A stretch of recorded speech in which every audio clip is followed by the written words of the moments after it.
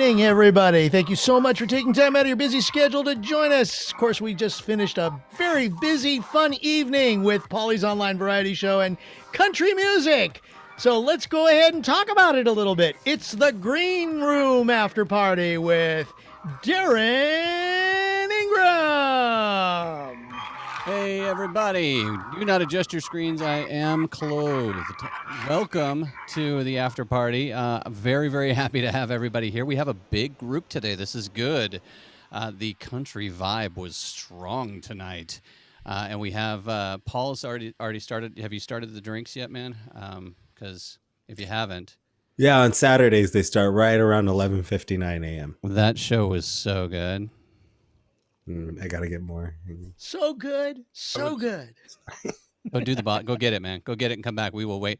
I actually noticed something from Paul's little thing that he had there. I actually never knew that you had legs, so that was news to me. Super excited about that. Yeah, you're muted, Steph, just so you know. I was just saying I was waiting for when the Franzia was coming out, and it just did, and it made my soul happy. So on Thursday, on quarantine, when Stephanie was talking about her diamond-shaped glass, I was saying, does diamond-shaped booze taste better than box-shaped booze? Because I don't think. And what perfect for country music night? You got to have a box, right? Yeah, either that or just a big barrel, open-ended, that you just dip the glass into. Or a box of Coors Light. Yeah. I mean, I can play some of box music. Nice little transition. $99 going to a bar. Done. None of them come back out. Woo! The So king I of actually- puns, David Paul- Benjamin. Paul, I abused all of my red cups, so I didn't have any left. I sent him 4 videos. He played 3 of them. The 4th one, I'm not sure why he didn't play it. It's a mystery. You want to see it? Yeah, I'd love for everybody to see the 4th video with sound if you have it with sound. It is not prepared, so it will No, take me. nobody wants to see your Yes, you do. balls. Yes, you do. Yes, you do. Seriously. There's Here we go. nothing you want to see more than that, my friend. Do I have the power to share video? We shall Ooh. see. Ooh. I might. You should have that. Yes, I've got it. Are you ready? Ready. Just the opening image is all you need, but That's all I'll you need. play the rest and share the sound as well. Beautiful. Is it Darren balls?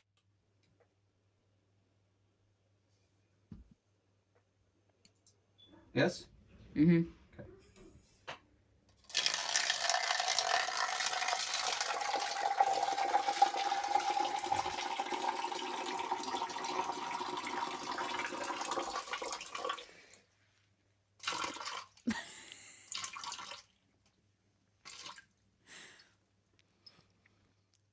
I don't know why he didn't share that. I Yeah. couldn't put that in the video, but I just love how you can tell by the floor how many takes that took. It took a And few. This Yeah. wasn't the first. It took a few. I drank a lot of water. No, it was a picture. Of course. It was Sure. an illusion. Picture or what? Uh-huh. It was an illusion. If it was me, it would be like trickle, trickle. It wouldn't be as effective. I'm it- sorry. I have to throw this out there. It was actually me. I was the stunt double for that. Yes. I didn't know what I was doing. Yeah. He just Stunt made bladder. me do it. He just gave you $50, right? I That's didn't it. know he was gonna. Yeah. Sorry.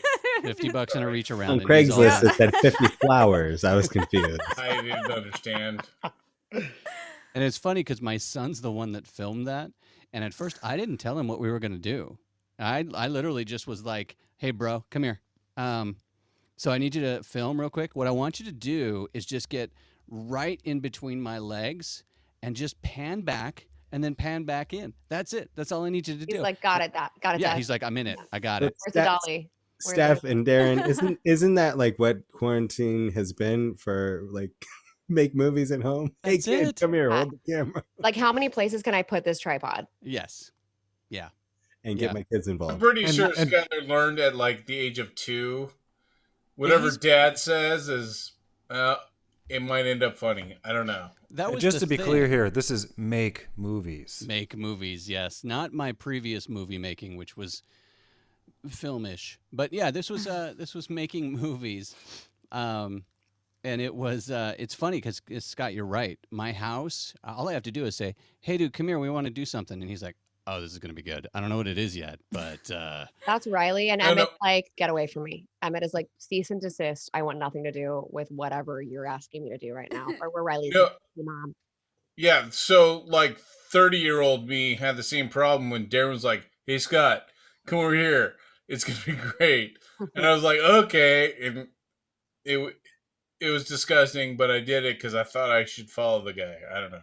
I got a correction in the chat. Matthew King said that wasn't a pan; it was a pull out or a zoom out. But I couldn't necessarily say, "Hey Skylar, pull out." So That's I right. tried to come up with a different phrase. And Matthew also said in the chat that your pee is so clear you need to see somebody, but I disagree. I think if it Doesn't is that that mean you're clear, healthy? that means you're doing really well. And you're It Too looked like a clear good is PP bad. stream to me. yeah, it was Right. a very strong PP. It should stream. have some color. did Sam Where's Sam help you when out you with need that? him? Since Sam is the PP stream director? Oh, He- yeah. Well, I mean, that was why there was so much on the ground. He kept on like trying to direct it in different directions. A little forward, a little back, move to the side. I'm just like, dude, just He let has me a get lot in of the great cup. ideas. He has a lot of great ideas. I blame Fries for his misaim sometimes. Right. And then he had me turn on original sound. It was not good. It wasn't good. So, hey, country night. A quick question, just by a show of hands. Who going into country night knew exactly what they were going to sing? Scott did. Can I have a Yeah, halfway he hand? Nailed it. You got a halfway He hand? said. That's good. Yeah. And Wendy, of course, knew what she was going to sing because Wendy always knows what she's going to But sing. Scott didn't sing. He was That's the the one joke. person who raised his hand. That's the joke.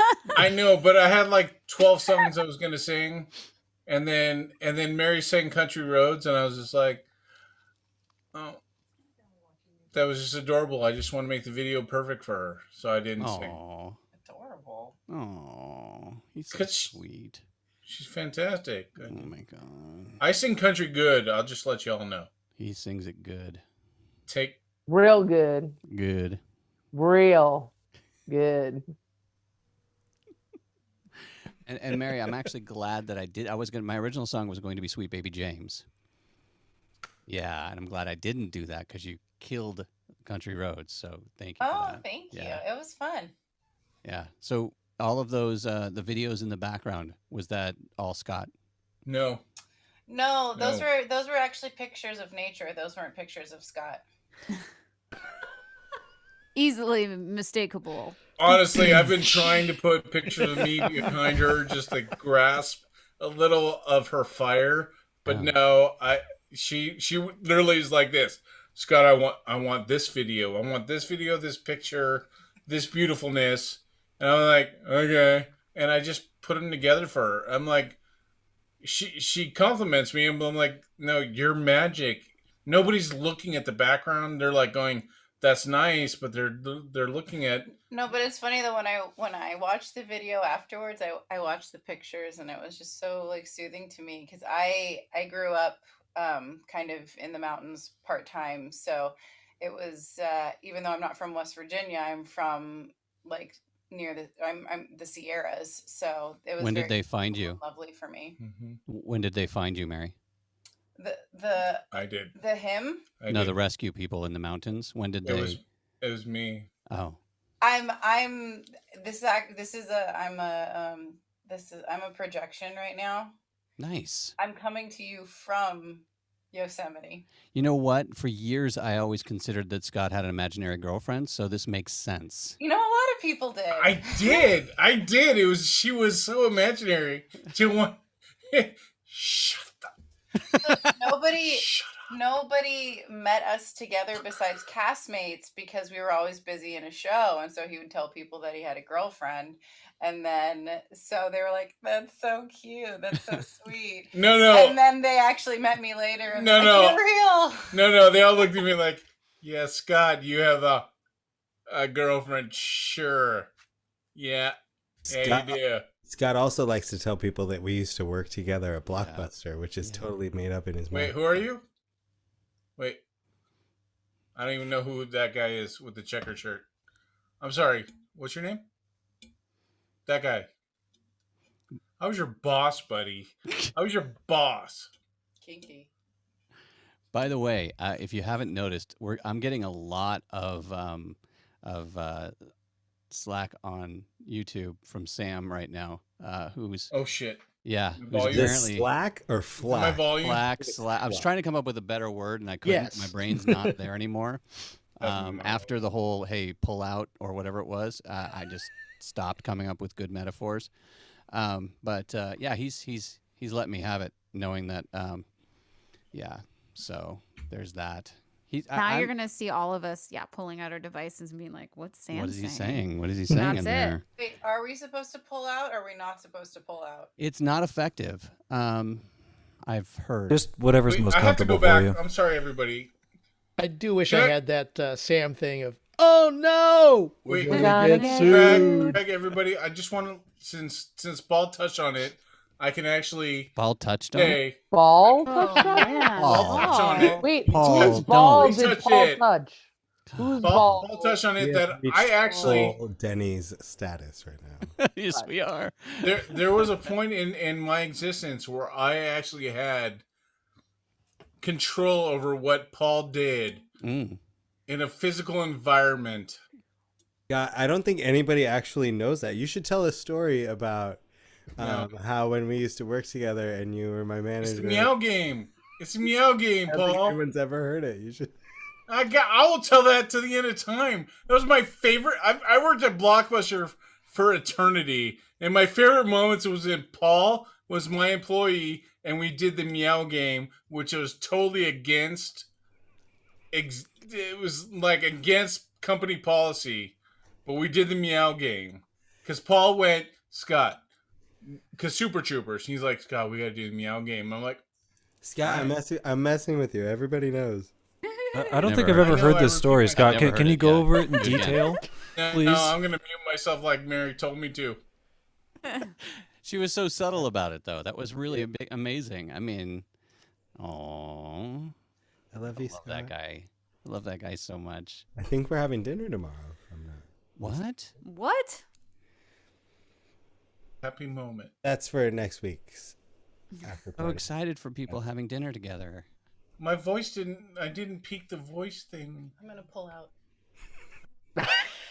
The knob on the body of the microphone. The knob is just under the head. Oh, Harry. That's what somebody said in the chat. yeah.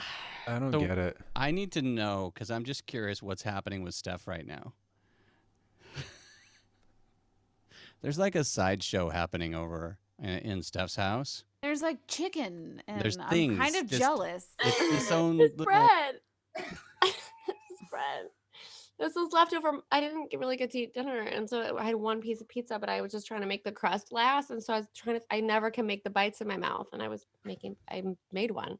I It's just totally because thought of you were it. eating like chicken wings because you were like this, No, I was eating like my a little last. squirrel. I was eating it like a corn cob. I was doing it like a corn cob, but then I was just trying to make bits in my mouth, which I'm terrible at that game. So I was laughing at the bread going in my eyeball. That's all. I'm listening to you though, and laughing also at you, Darren. No. No, yeah, I'm not coordinated that way. Missed it by that much. I'm not good at it. I don't know how people do it. I watch people do it. I think like you it's need to throw it magic. higher so you have time. She almost had it there. How do you get it? Do you have to watch the? Is it like baseball? You watch the ball. Are You you watch throwing bread? food at your face and not looking at it? I, Like, is that what you just told Yeah, me? it's just sort of a throw and pray. Is just really like all it was. I Guys, I grew up alone. I don't know how to do this stuff. I don't have siblings to teach me any of this fun stuff. How do you do it? do. Throw I it, think. throw it up high, and so you can watch it come down. I think you. I have. But a your hat suggestion. isn't gonna help.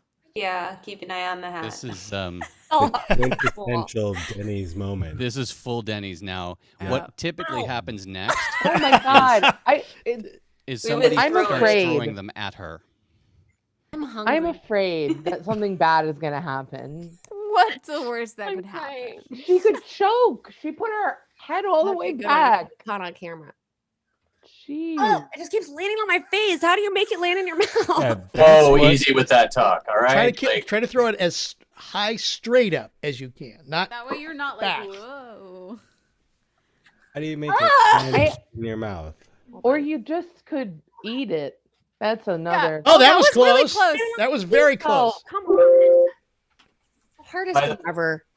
By the way, anybody who's watching this, yes, this is what happens all the time at Denny's after a show. I mean, I was listening to you and laughing at you. if it keeps landing on your face, just try pulling out. Yes, pull out. Yeah. Maybe I can get some frosting for it. This is also what happens like You did it. Just want you to know that everybody's cheering because Steph got it in her mouth. I'm a wizard. There's hope for Steph on this. Yes, a new talent. Wow.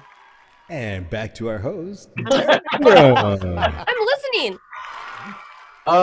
So hey, Paul, you had 2 monster edit videos this week. I mean, dude, have you considered doing just a single frame, like just one of them, so that you don't, lose your whole week? Red Solo Cup was actually pretty easy. I didn't go crazy with it, and the people who contributed did a super great job. Like, I couldn't go wrong with what I had. So it was a great opener. I love opening with the big numbers. It's always because people are logging in, and the big, the most viewers don't usually come in until 15-20 minutes after showtime. So it's always do we really lead with a really great number? But I think when shows start like that, people who are watching who didn't see it live are just drawn in, wow, okay, this is something awesome, I want to watch this. And anytime you can start with just last week we started, or was it the week before, I'm not sure. Yeah, it was last week. We started with Everly solo, and this week it was just the big group number. It's just when you can start with, just launch off with a number that's just a great launching pad, starting point. That's amazing. And Steph, Darrin, and I'm sorry I didn't use your P video, but Amanda and Bella, Craig, everybody who tossed in for the Red Solo Cup stuff, that was so much fun.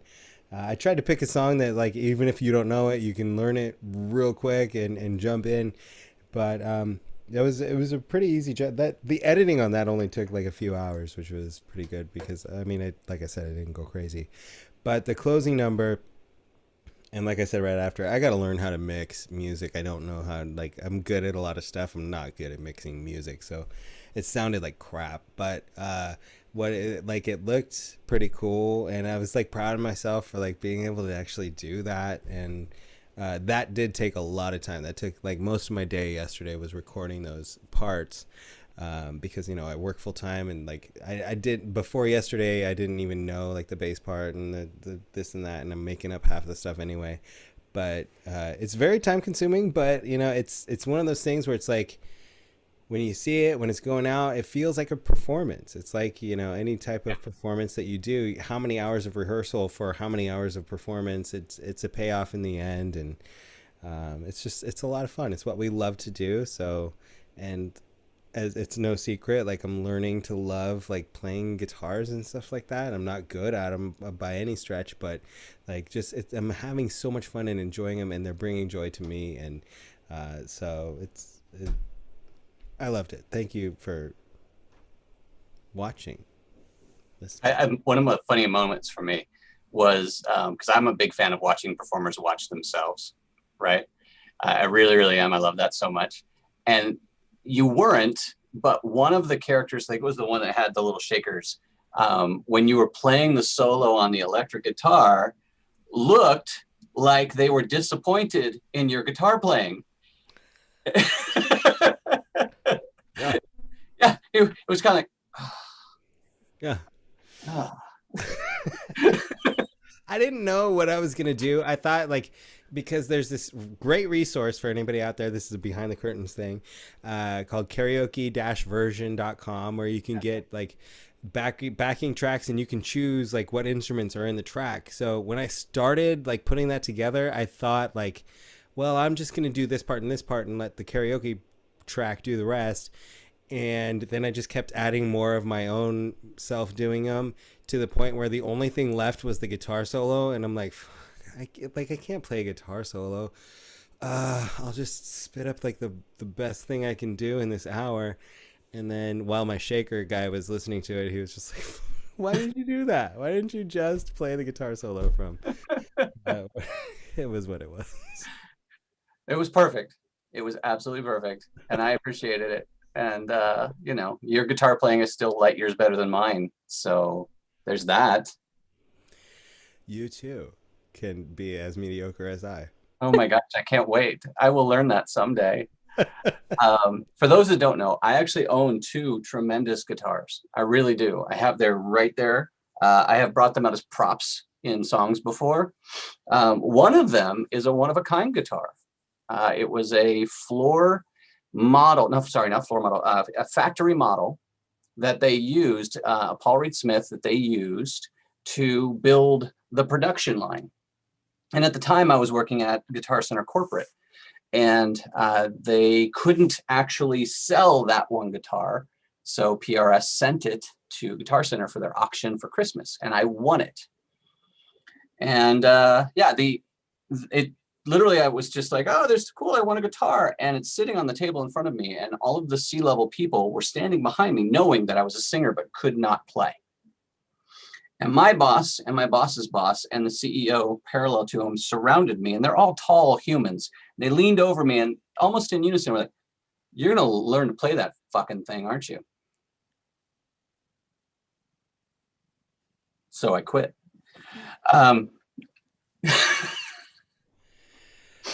But you never know. No, it's still right there. I know it's not in tune because I don't know how to know that it's not in tune. Only that when I do weird things with it, it doesn't sound like what other people sound like when they do weird things with it. There's an app for that, just so you know. I've heard. I actually, as a bad parent, I handed the acoustic guitar to my son and said, hey, learn how to tune this. So, it's really easy. You could do it. Yeah. Wendy Walker. Darrin, you start with this note. Next. There you go. Now Which you can note is tune that? Is that a C? That's an E. Sure. So Wendy. Yes. Sorry. Your string instrument of choice. Baby tiny guitar. And do you find easier than larger, bigger guitar? Yes. ¿Por qué? 4 fingers, 4 strings. Ah. Also, I'm left-handed. Me too. So this is hard, but like figuring out the notes is easy.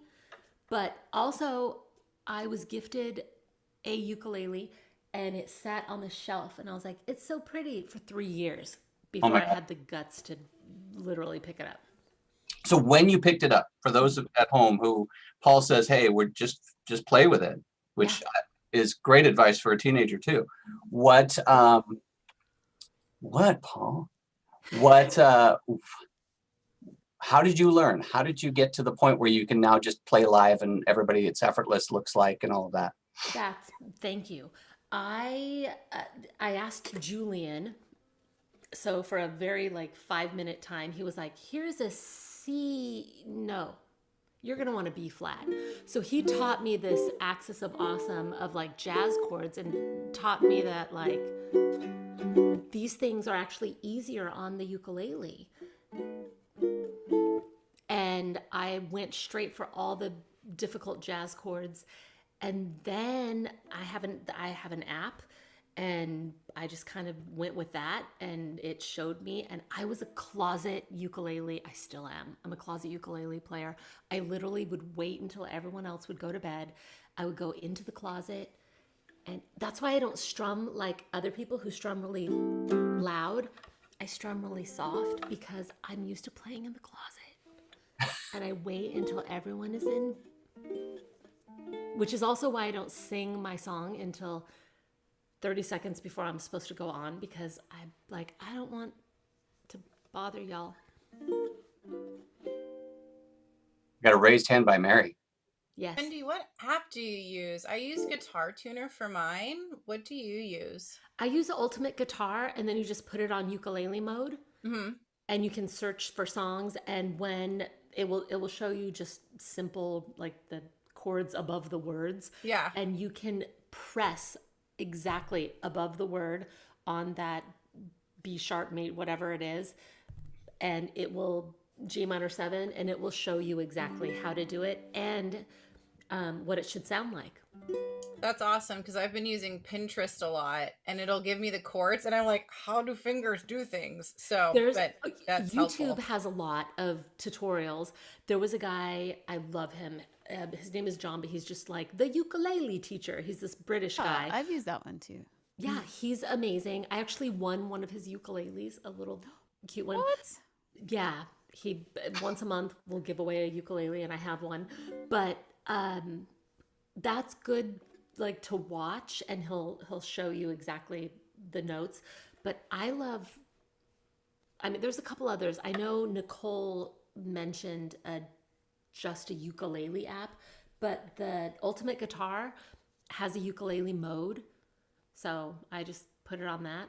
And then there's all the books where you just kind of go through. And then if you play baritone, then your brain you scramble your brain, and then you transpose +5. And maybe I should have learned the baritone first. I don't know, Paul.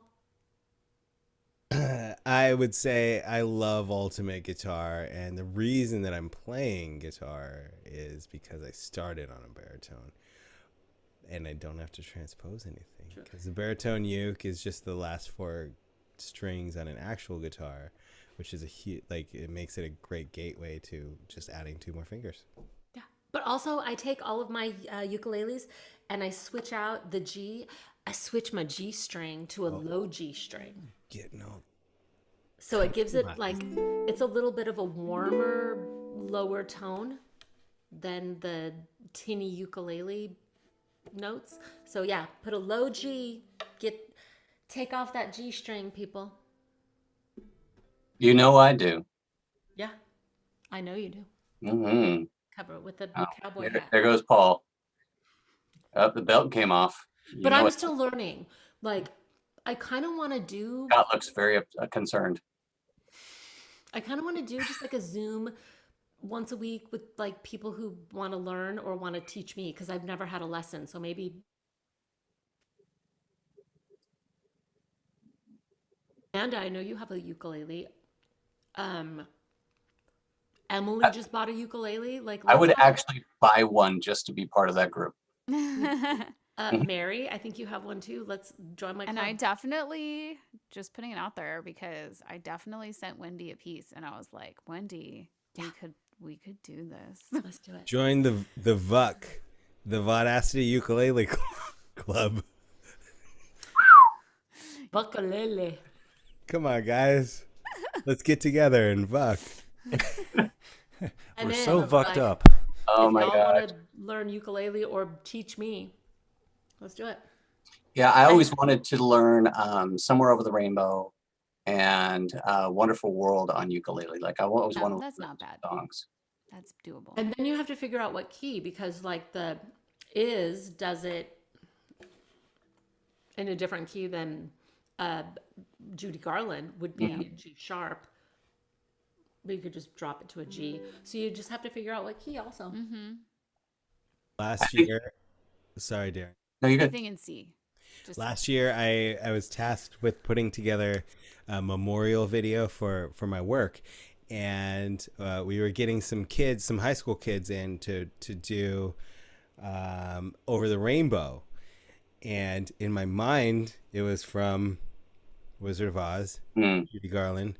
And they came in and they start playing the Izzy version, and I was like, "No, we're actually doing the one from Wizard of Oz." And they were like, "What one is that?"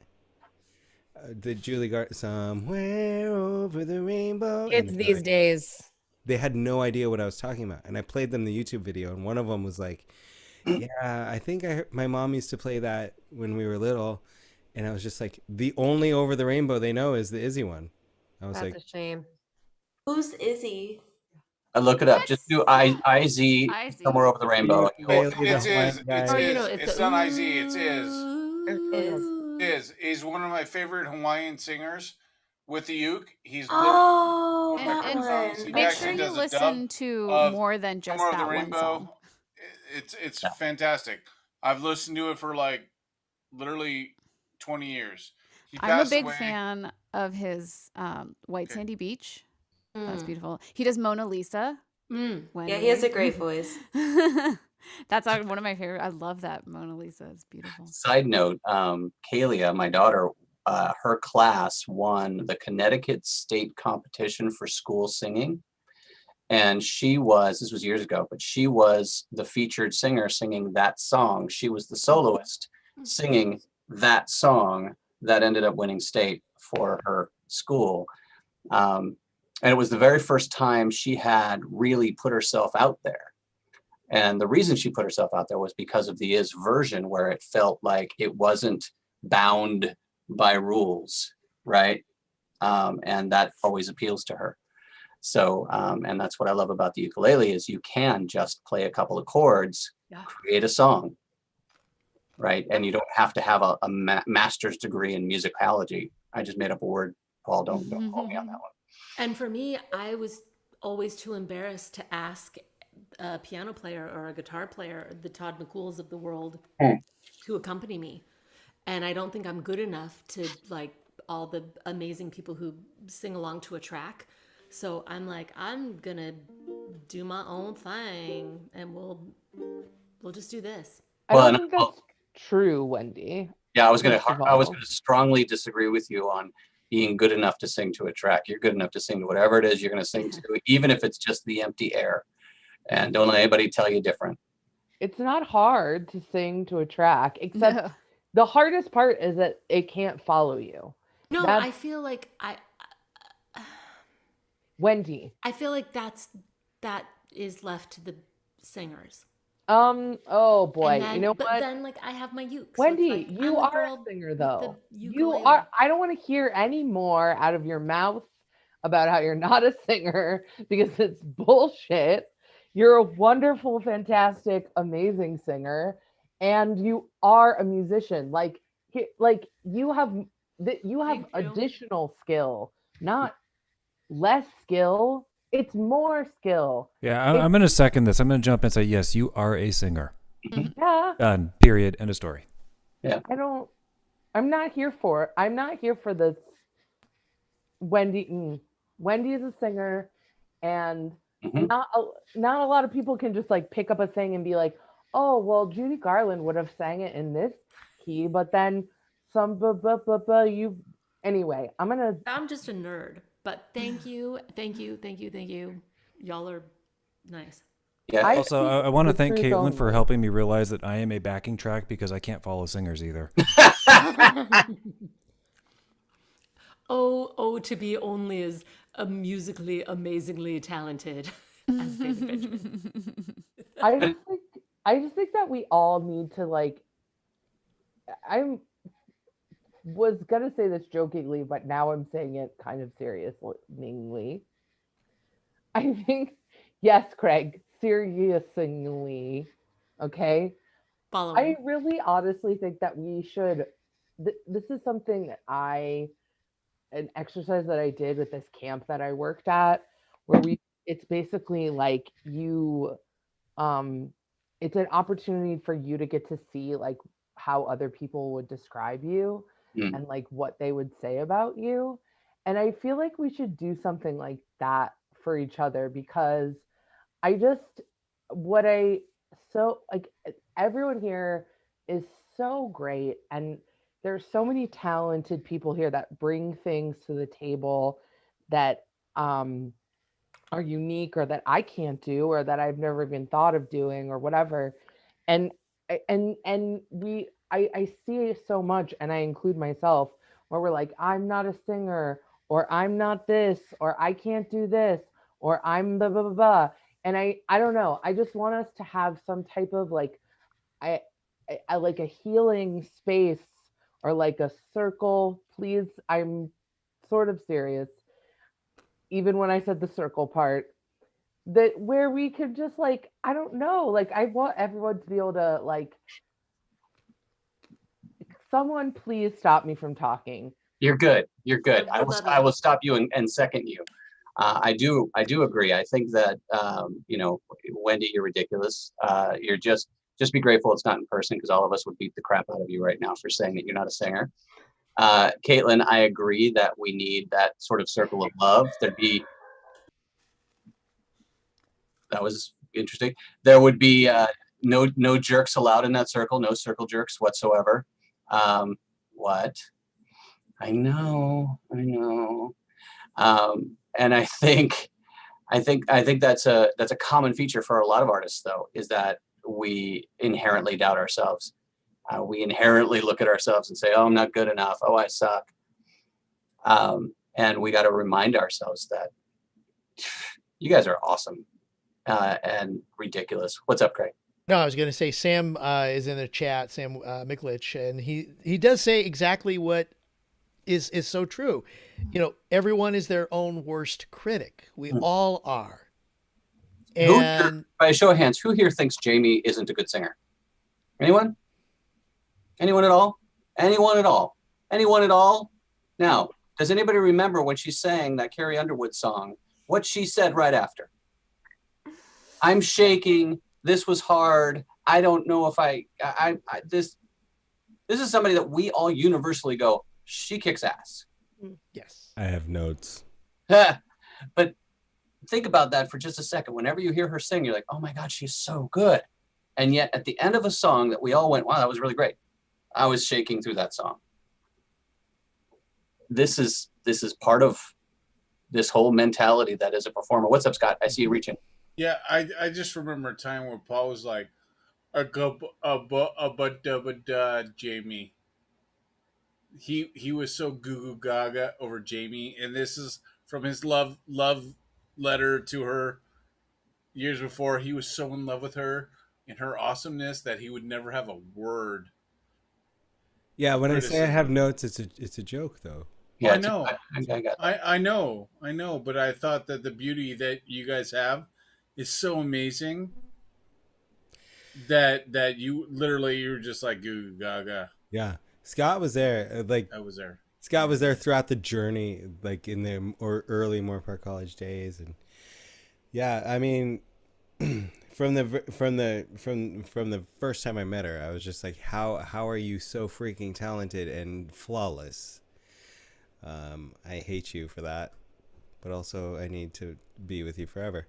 So, but yeah, she is the same way, and anytime singing is a whole different beast, and then you like throw the acting thing into it and you ask her to play a role on camera and she's like, nope, I will not be on camera. I do not if I'm not convincing, I hate the way I look, blah blah blah. Or if you convince her to do it and she'll shoot it and then she'll just be like, don't show it to me, I don't want to watch it, just go do what you do with it. And like I will not be watching that. And yeah, but I've been there since the beginning, and I got to tell you, Paul and Jamie, two of the most natural, talented actors I've ever seen on stage.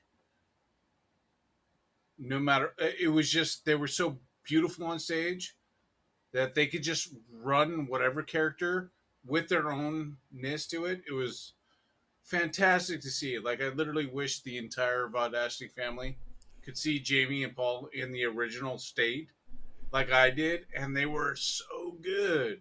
Well, I've heard that there's a show casting soon, Paul. That I'll only do it if it's West Side Story. It is.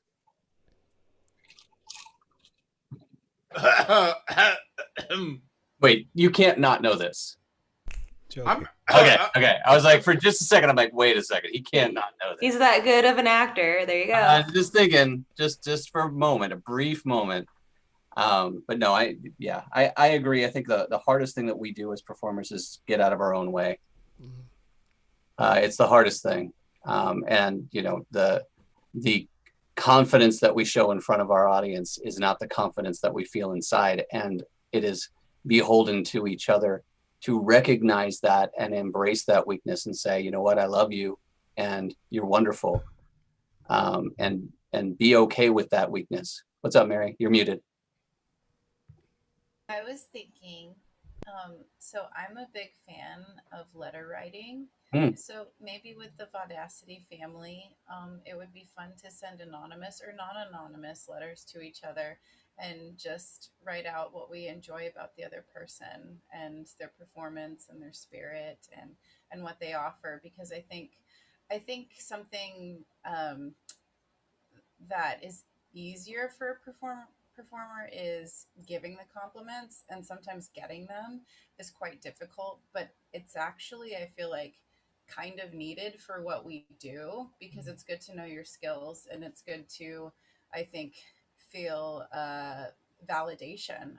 And it's not for, the like bravado or whatever of it. It's good to know that you've done something that has meant something to someone, and I think that encourages your growth as an artist, and it brings you more of the kind of human connection, which is what we give in our artistry.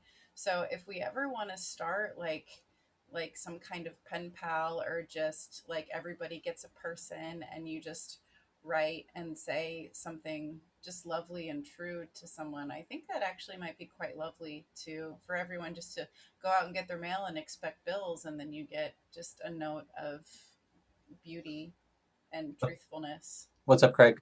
I saw your hand. No, because I wanted to follow up with what Mary has said and what the kind of the topic is heading in this direction. I posted this on my Facebook. It was a little while ago, but it is so true, particularly for us as artists, but not just for us as artists, for people in general. There was a quote that says, "When you see something beautiful in someone, tell them. It may take you a second to say it, but for them, it could last a lifetime." And when you really think about that, I mean, whether you're a performer or whether you're not, whether you're just, on the street and you see something very nice that somebody did, what's wrong with saying, "Great job," or, exactly. Thank you, Steph. Just Kindness say costs it. nothing. Yeah. Yeah. And I try. I mean, yes, I second what Craig is saying. Keep going. please go ahead and continue, Steph, because kindness costs nothing. It costs you nothing to be like, "Hey, you look hot in that dress," and if they think you're weird, then they think you're weird, whatever. Like, but if you want to throw the compliment out there, and like when you love somebody, you should say it. Like I tell my friends all the time, "I love you," and like people that I'm getting to know that I've fallen in love with, like so many of you guys, like I will tell, like Caitlin, I'll be like, "I love you. I'm so proud of you. You're so awesome. You're killing it with your vocals. Like you're just doing this art and you're just boldly expressing your soul, and it's awesome. And I love you." Like, and it's like, I don't mean to ever be like TMI or overshare, but like, who cares, right? Like I've fallen in love with you and I think you're amazing. And I think when we feel that way, I don't know if people are afraid of like not sounding cool or like being judged or like making someone else uncomfortable, but like, obviously don't be inappropriate, but if you think someone's awesome or you appreciate what they're doing or you love them, like go at, like when you feel the impulse on your heart, like pick up your phone and shoot the text over and be like, "Hey, that was great. You're great," or whatever. Cause it takes you 30 seconds. And then maybe that's the one, you remember the weirdest stuff, right? Like there are little moments that mean so much to you. I know this happens in my life that mean nothing to somebody else. And they forget it like 10 seconds after it happens. But I will never forget certain kind words that people have said to me, or a look, like just a reassuring nod where I'm like, they thought I was good just then, and they don't remember that in 5 minutes, but I'll never forget it. And you never know when it's going to be that moment for somebody. You know what I mean? So like, just do it. Just be fearless and do it. You know what I mean? I saw a note in the chat. Heather wrote, "We have something similar at work where we can write notes of thanks and compliments to coworkers. Our manager reads them at a staff meeting." I actually, part of my job, my regular day job, is I have a number of people that report to me. And at our all company meeting, I got up in front of the entire company and I said, "I would like everybody right now to stand up and find somebody they don't normally work with or talk to and say something nice to them. I'll wait." Aww. And it was uncomfortable at first. Everybody's like, "I don't know, whatever. Hey, you're cool." You're like, right? Get out of your chair and go say something nice. And I literally was like, no, I'll wait. And I'm going to find some people too. And we took about 10 minutes to just wander around to people that, you had seen throughout the day to say something nice. And once we got past that moment of uncomfortability, it became, you saw the energy shift. You saw the people loosen. You saw people start to feel a little bit more engaged in what it is that we were doing, simply because of that gratitude and that, sharing. What's up, Dari? Yeah, I remember doing something like that, and I can't remember. It was like at a theater, and we're all sitting in the chairs, but I can't remember if it was a show, if it was a seminar, or where I was. But the person was like, before they even started, they're like, I want you all to stand up. And we all stood up and like say hi and introduce yourself to the person next to you, to the person in front of you and behind you, and like compliment one another on something. And like it broke the ice for the whole audience, and then whatever the person on stage was gonna do. But I just remember like, talking to whomever I'm around and like having like a conversation. It was like a 5-minute thing, and it was really cool. I'm reading. I don't know if you're looking at the chat, Darrin. I am. Yeah, with like what Diana said. Well, I saw what Diana said, and I also saw earlier something that Krista said, which was it's easier to believe the non-complimentary thoughts. Yep. Have you heard that song "Die Vampire Die"? No. I told Caitlin about it, and it's from Title of Show. Yeah, and Craig told me about it. So there's a song from the musical is called Title of Show. And it's like a 4-person musical. It's this really little musical, but it's beautiful and wonderful. And there's a song in it called Die Vampire Die. And I encourage all of you, Diana, Krista, listen to the song, because it's all about like the vampires that exist in our life, right? These joy-sucking forces where it's like, whether it's some critical boss or, but then the last vampire they talk about is the vampire in your own mind. Mm-hmm. And it's like, why is it if some mentally deranged crazy person on the street told me I was untalented and ugly, I would say, you're crazy, get away from me. But if the vampire inside my head says it, it's the voice of reason. I have this thing, and it sounds derogatory. It's absolutely not meant to be. But I have this thing that I call the hot guy at the gym. And the hot guy at the gym, no, not you, Scott. The hot guy at the gym is somebody you don't know, who looks over and says, "You're doing great. I can see it's working." Ugh. Okay. Ugh. And it's gross. That guy. It's gross, and it's weird, but it permeates. It's this random human who has infected your brain with what they said, and we allow that. Right? We let them have that ability to get into us. So it's a lot of comments in here about not being able to take a compliment. I am terrible at taking compliments. Horrible, awful, terrible, the worst. Mary even mentioned it too. Like we suck at this sort of stuff. And if somebody said, "Oh, you're good this or that," I would be like, "No, sorry, I don't agree." I'm constantly fighting to get better. What's up, Scott? Look good naked. Thanks, bud. That's all I got. Thanks, bud. It's camera angles and lighting. That's all I got. What's up, Mary? Sorry. Caitlin can go first, and then I'll go. What's up, Caitlin? Oh, I just wanted to chime in real quick and say that something that like the audience, wait, who are we waving to? Wendy Walker's camera. Oh, hi. Chris Martin, ladies and gentlemen. Hello. We're gonna go watch TV in like 30 seconds, so we're gonna say goodbye. But I made him come and say hello. Hello. Hi, everybody. Hi. You don't know it, but you're at Denny's right now. Yeah. Mozzarella sticks are on their way. That's I right. ordered popcorn. Yum. Oh. Yeah. It's hard. Someone said to me, they were like, "You shake your head no." You know, you shake your head no when people are telling you that you did a good job on something. You know that you're sitting there shaking your head no. And I was like, I don't do that. And they're like, watch it back. And I was like, what? And I was like embarrassed. Like the whole time someone was trying to just be nice and say like good work on that or whatever. And I'm sitting there like this whole time. Like that's like, it's rude. Like I should have just said thank you but we're so bad at taking compliments that we just deflect, and it's weird, right? Like we should just say thank you. I don't know why we're so bad at it. Why are we so bad at it? I don't know. It's like a childhood thing, maybe. Hey, Amanda, you're awesome. Thanks. That's true. I just wanted to say real quick, the Vaudience, I don't know if you all realize like how much the like messages that you guys send and like the posts that you guys make, like, and speaking for myself, like on a personal level, um like people are always like, oh, Caitlin, I love you, you're so funny. And I get it, I'm funny. It's fine. I'm not I'm not sad about it.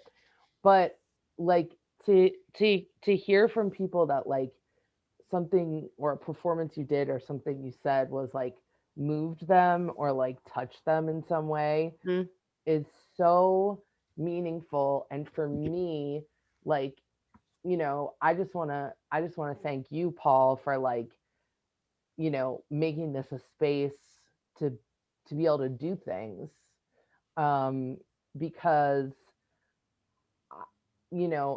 it's just so we all get kind of like all of us get like pigeonholed, all of us.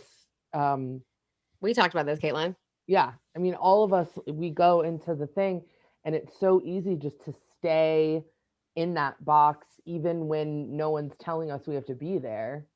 But And it's comfortable. it's comfortable in the box, even though it's kind of sad sometimes.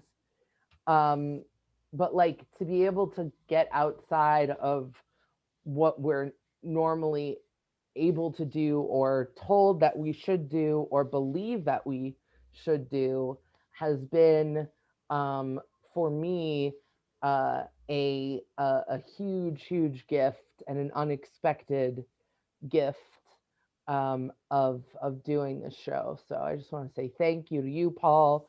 Thanks to the audience, and thanks to everybody, because anyway, I could talk for days about this, but it's just, it's I'm been gonna hug you so hard. hard. Roll attack. Hard. Yeah, I worry about all my friends because I'm not a weak human and I may break some backs. I'm just saying.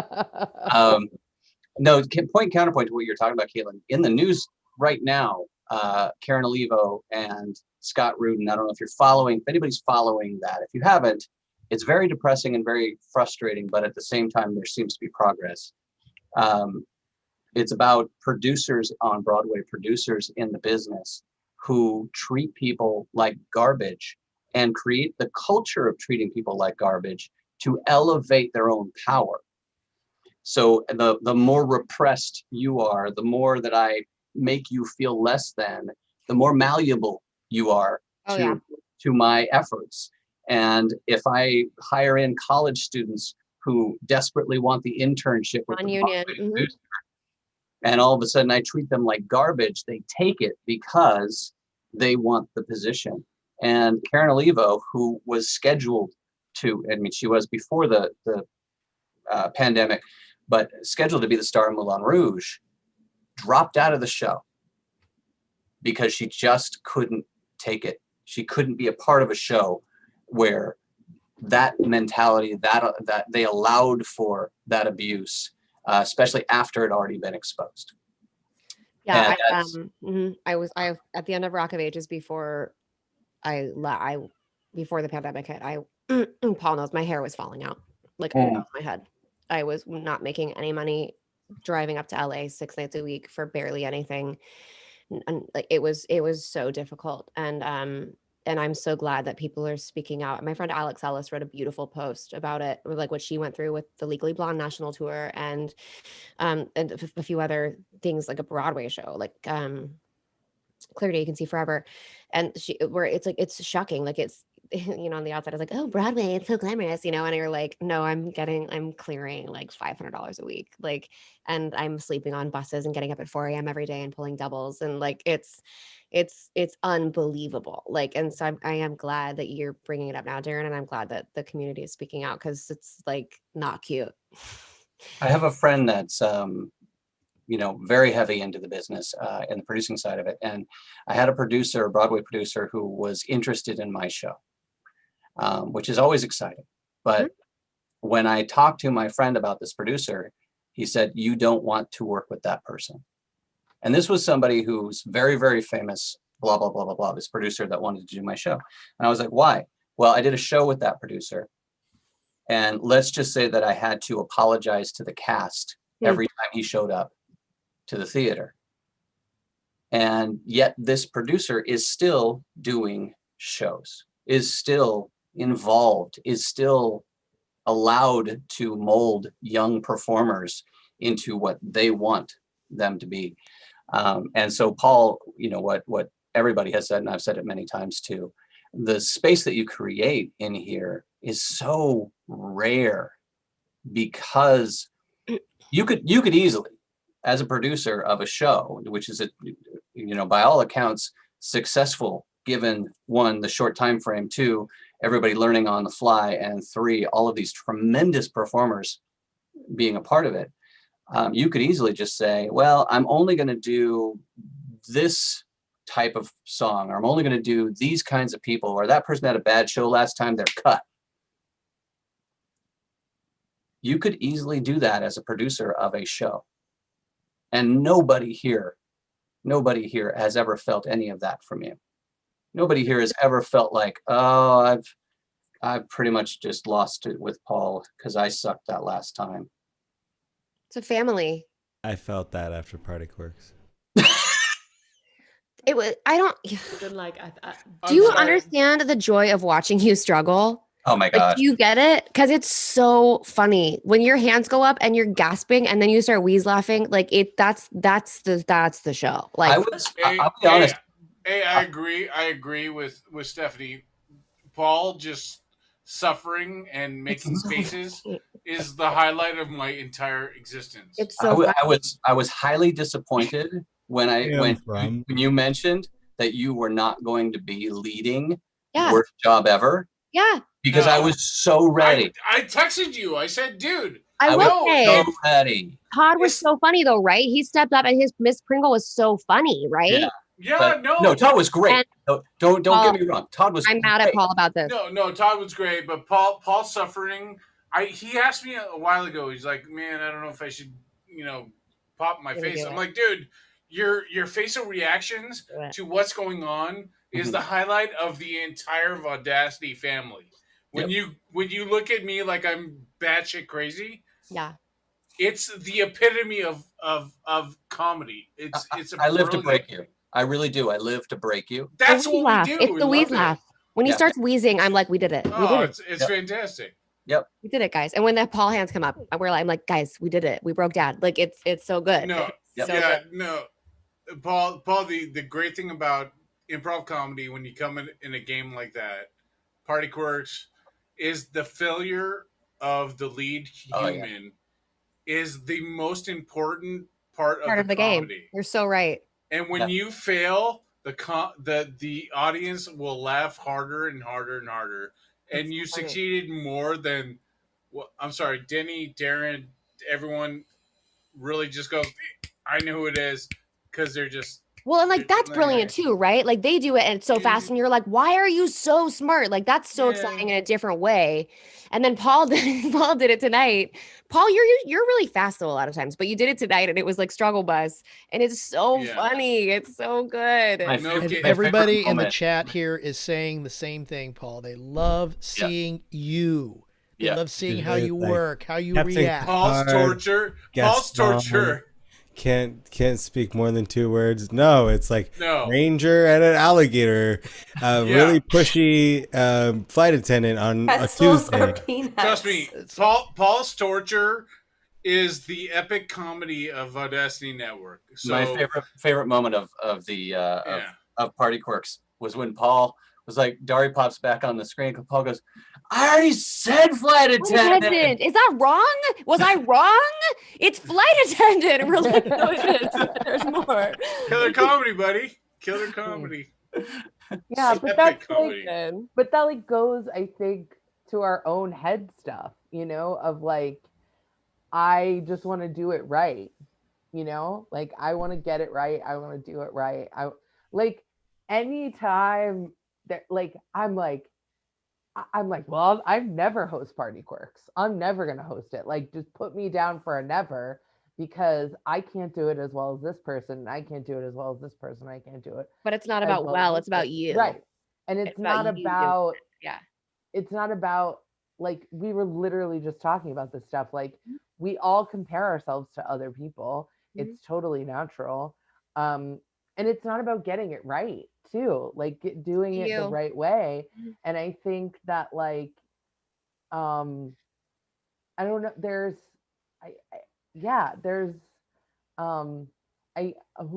I'm about to say a thing, but like the only wrong way to do it is just not to do it at all. Or to try to do it like someone else. Yeah. Yeah. Right? What's up, Mary? I'm gonna. I was gonna. Oh, did you say Craig or Mary? I said Mary. Oh, I'm sorry. Go ahead, Mary. It's okay. I'm gonna make an awkward transition because I specialize in that. Yay! And so this is from a thought earlier, but I just thought it was important to share. And going about like how uncomfortable we are with receiving compliments and stuff like that, like 20 minutes ago. So, but that. Got a full snort. Full snort, everybody. That was the cutest thing I've ever heard. But he loves her so much. I gotta tell you, the way that you love her is so sweet and inspiring. Laura and I were just talking about it, and it is so flippin' cute. Wait, don't tell her that. It's just the sweetest. I just love it so much. It's just, you adore her, and I love it. Continue. I love that little snort also. That's very cute. Everything. As she should be. Continue. So many years ago now, I had a friend once tell me that when something to practice is being okay with being uncomfortable when something is new. And so when you're getting used to being treated well and receiving compliments, to know that it's okay to be uncomfortable, but to also go against your instincts and sit in it, because repetition makes things easier. And if it's something that's going to help your well-being, your psyche, your spirit, it is absolutely important to sit in that, oh my gosh, you made my night, or that song really meant something to me, or girl, you look good. So, but all of these things are so important, and all you have to do is listen. So I will wrap with a interesting story of this week related to that, because it's not just compliments, but it's also saying sorry. And being comfortable with that too, and being humble and human in those moments. And so here was the story. My son was playing Minecraft with friends, and they didn't want him to do a thing. I don't have to explain the technology, just they didn't want him to do a thing. He did the thing anyway. And then they said, hey, don't do that thing. And they took away his ability to do that thing. So he actually hacked the program so he could do that thing again. And then when they got mad at him, he shut them off. Bear with me for a sec. So then he spent a good week ignoring his friends. And the reason he ignored them was because he couldn't apologize. Because it was too awkward and painful and uncomfortable to apologize and to put himself out there for sort of the grace of others. And that we do that as performers all the time. We try to connect with our audience and say, please don't judge me. Please don't hate me. Please don't, berate me. Don't tell me I suck. Don't tell me I'm awful. And that one step further of being uncomfortable is, do you forgive me for all of the things that I've done or anything that I've wronged you? And being honest in that moment and staying uncomfortable. He has since reached out to them, because I didn't know he was doing this, and he apologized. That's not the story. The point is, what this group allows for is mistakes, the happy little mistakes. I've never felt the need to apologize for a bad note. I've never felt the need to apologize for being half naked on camera.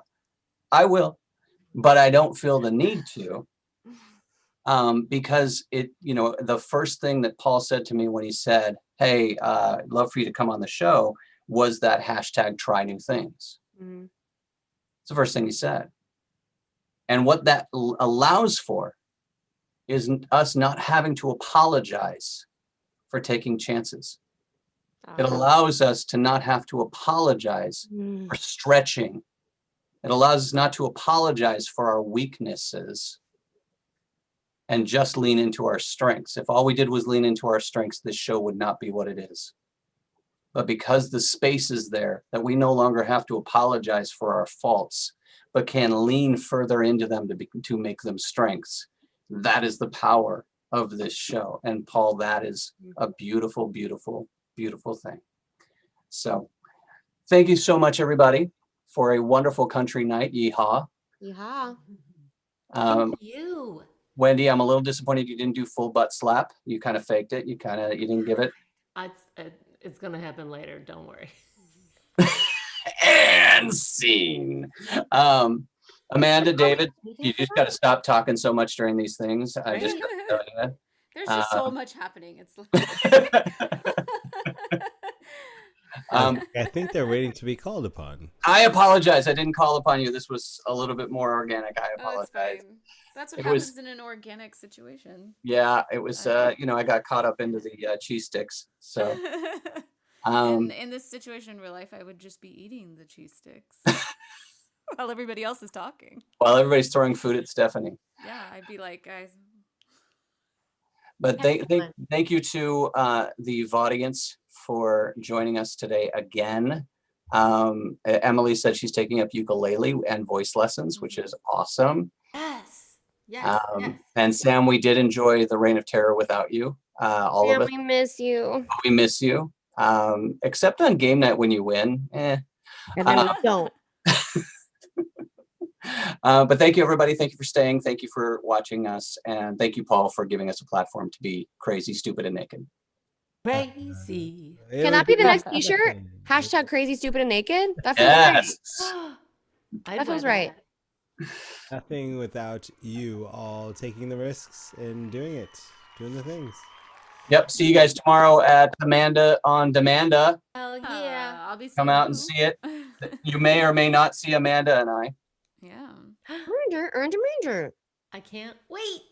I think we will. I think we'll see them. I think he's joking. I think he's pulling our strings. He's pulling. Good night, everybody.